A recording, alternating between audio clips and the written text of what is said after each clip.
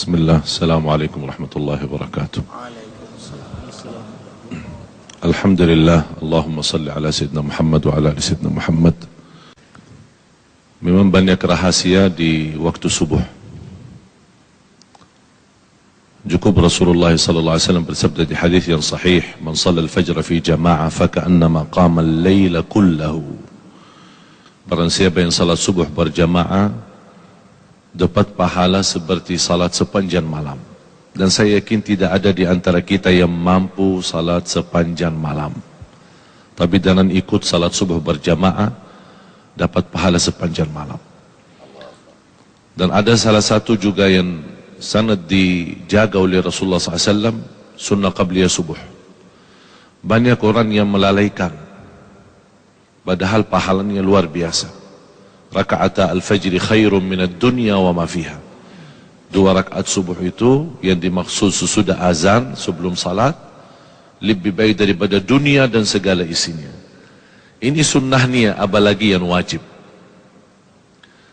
Dan ada satu hal yang selalu saya memperhatikan, para jamaah tidak memperhatikan ketika azan. Muazzin berazan, banyak yang sibuk megang HP-nya atau sibuk berbicara dengan temannya, atau diam di tempat di masjid tapi tidak mengikuti muazzin. Padahal ada hadis yang menjaminkan kita mendapatkan ampunan dosa, sebagaimana yang diriwayatkan Imam Muslim, khususnya ketika muazzin berkata asyhadu an la ilaha illallah wa asyhadu anna Muhammadar Rasulullah, kita menjawab wa ana asyhadu an la ilaha illallah wahdahu la syarikalah wa ashhadu anna Muhammadan abduhu wa rasuluh raditu billahi rabba wa bi Muhammadin nabiyya wa bil islami dina. Beda sama yang kita kenal, raditu billahi rabban wa bil islami dina wa bi Muhammadin nabiyya, itu biasa, itu zikir biasa. Tapi yang kalau dalam azan ketika muazzin selesai kalimah syahadat sebelum masuk hayya 'alas salat, ini hadis diriwayatkan Imam Muslim. Sebelum masuk kepada hayya 'alas salat, kita langsung berkata, artinya wa aku bersaksikan, wa ana asyhadu an la ilaha illallah wahdahu la syarikalah wa asyhadu anna Muhammadan abduhu wa rasuluh raditu billahi rabba wa bi Muhammadin nabiyya wa bil islami dina. Terbalik, ghufira lahu ma taqaddama min dhanbih, diampuni oleh Allah Subhanahu wa taala dosa lalu. Dan ketika selesai azan la ilaha illallah, kita langsung jangan lupa salawat kepada Nabi Muhammad SAW, baru doa azan. Banyak orang yang suka doa azan tanpa salawat, padahal Rasulullah SAW bersabda, man qala hina yasma'ul adhan thumma salla alayya, di riwayat Imam Bukhari, bersalawat kepadaku. Jadi fantas kalau kita memulai Allahumma salli ala Muhammadin wa ala ali Muhammad, Allahumma rabba hadhihi ad-da'wati at-tamma was-salati al-qa'imah ati Muhammadin wasilata wal fadila wa ba'athu maqam Mahmud alladhi wa'adta innaka la tukhliful mi'ad. Tambahan innaka la tukhliful mi'ad di luar sahih Bukhari, tapi disahihkan dan dihasankan oleh sebagian besar ulama. Innaka la tukhliful mi'ad. Apa yang kita dapat? Hullat lahu syafa'ati yaumal qiyamah. Terjamin dapat syafaat Rasulullah SAW. Jadi sia-sia. Itu yang kenapa saya bilang namakan rahasia subuh, karena memang tersembunyi dari banyak orang, padahal pahalanya sangat luar biasa. Rahasia Allah berikan nikmat yang luar biasa. Fala ta'lamu nafsun ma ukhfiya lahum, dari mana jiwa pun boleh tahu apa yang telah disembunyikan oleh Allah SWT. Ini amalan yang seperti ini, sedikit-sedikit rahasia tapi sangat luar biasa. Termasuk selepas salat, doa khususnya di salat subuh. Hadis Rasulullah SAW yang Rasulullah SAW tidak pernah tinggalkan. Allahumma inni as'aluka ilman nafi'a wa rizqan tayyiba wa amalan salihan mutaqabbala. Ilmu bermanfaat, rezeki yang baik, kemudian amal salih yang diterima. Jadi bukan hanya amal salih tapi sia-sia, amal salih tapi ditolak, tapi amal salih mohon sekaligus diterima di sisi Allah Subhanahu wa taala. Belum lagi zikir yang dipimpin oleh guru kita Ustaz Arifin tadi, subhanallah 33, alhamdulillah 33, Allahu akbar 33, ditutup satu la ilaha illallah wahdahu la syarikalah lahul mulku wa lahul hamdu wa ala kulli syai'in qadir. ghufirat dhunubuh wa in kanat mithla zabadil bahr.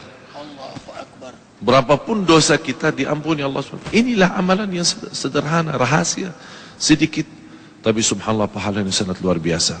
Yang terakhir, salah satu rahasia yang saya harap semua jamaah menjaga, karena sangat luar biasa amalannya dan sangat dahsyatnya apa yang kita akan dapat balasannya, adalah yang saya boleh namakan sedekah subuh.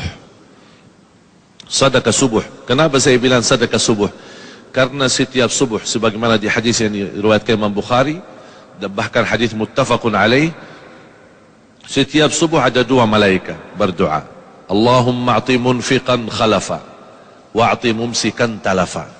Setiap subuh malaikat berdoa, ya Allah berikan pengganti dan barakah bagi orang yang berinfak.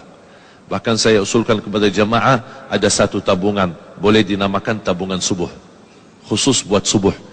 Wallahi, demi Allah jamaah sekalian, tidak ada yang menjaga amalan ini secara rutin. Berapapun dia isi tidak masalah, tapi rutin. Istri bunia, bapa bunia, anak bunia, cucu bunia, supir kita bunia, pembantu kita sudah bunia, masing-masing bunia satu. Biasakan mereka mengisi tabungannya di setiap lepas subuh, karena di situ dapat doa malaikat. Bukan hanya doa malaikat, bahkan ada lagi doa Nabi Muhammad SAW, burika li ummati fi bukuriha. Di riwayat lain, Allah membarik li ummati fi bukuriha, berkahi. Saya kenal satu orang punya hutan, Allah Maha tahu bagaimana besarnya hutannya. Saya berikan itu amalan, tolong jaga. Subhanallah, Allah berikan banyak kemudahan sampai dia bisa tuntas dan lunas hutangnya. Luar biasa amalan sedekah subuh, menjadi salah satu amalan yang rutin, walaupun sedikit-sedikit tapi istiqamah. Karena Allah paling cinta amalan hamba sedikit-sedikit tapi istiqamah. Sedekah itu di situ akan disertai doa malaikat, Allahumma a'ti munfiqan khalafan. Itu yang harus kita selalu hadirkan, bukan hanya menjadi sebuah kebiasaan, tapi menghayati luar biasa. Di situlah akan terasa perubahan. Tidak sampai 1 minggu 2 minggu, Anda akan banyak merasa banyak perubahan luar biasa.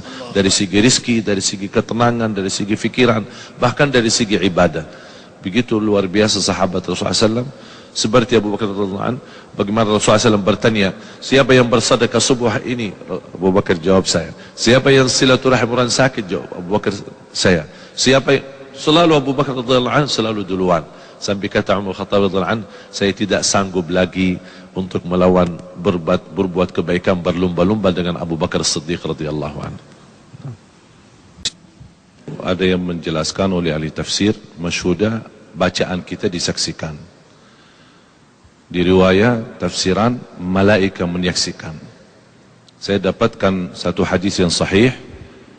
Kalau biasa, kalau hari kerja ada namanya shift gantian ya. Ada orang berapa jam terus shift, malam shift. Ada malaikat juga ternyata juga punya kerja shift. Jadi kapan mereka, malaikat yang bertugas malam sama malaikat yang bertugas pagi, bertemu di salat subuh. Jadi tukar, udah selesai tugas malam, salat subuh. Jadi malaikat salat subuh itu hadir. Paling ramai salat subuh. Malaikat malam sama malaikat pagi. Malaikat pagi yang baru turun ikut salat subuh. Malaikat malam selesai salat subuh baru naik, bawa laporan malam. Terus menerima kerjaan baru oleh malaikat pagi. Oleh karena itu, inna Quran al-Fajr kana mashhuda. Malaikat pun hadir. Oleh karena itu kita merasa rauhaninya kita, batin kita lebih nikmat ketika salat subuh. Dan saya ingin lain kali kalau imam salat subuh, tolong lebih panjang lagi biar kita bisa nikmat.